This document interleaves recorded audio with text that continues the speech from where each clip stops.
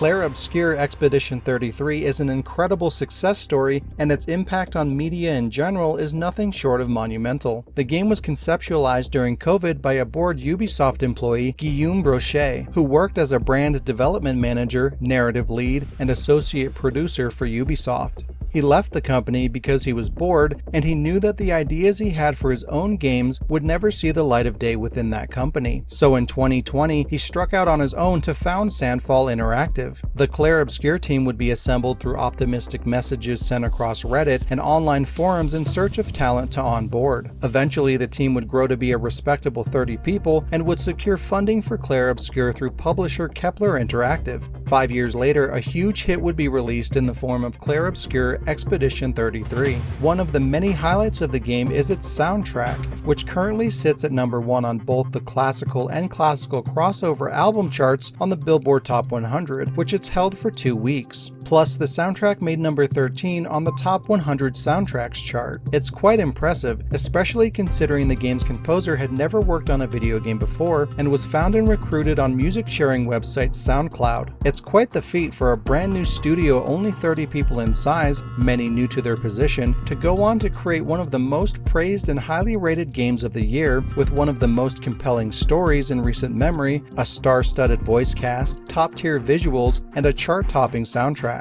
With all that said, the team could have easily justified skipping a physical release in favor of a streamlined digital release, as well as a $70 to $80 price tag in the current video game market. But no, they did the physical release and a collector's edition to boot, and they sold the base game for only $50, undercutting even the standard $60 price point of pre-2020. The game went on to sell 1 million copies in 3 days, growing to 2 million in just 12 days. And these are sales on top of being offered as a day one Game Pass title, which is insane for a new IP from a brand new developer's first game release. Plus, it launched side by side by the Shadow Dropped Oblivion remaster and stood toe-to-toe with a giant. The game's reception has been widely praised, becoming one of the highest rated games in recent time, with nearly perfect scores across the board. It's garnered so much attention that even the French president Emmanuel Macron took to Instagram to congratulate the French team on their success, saying, quote, "1 million copies and to date one of the best rated games in history. And yes, it's French.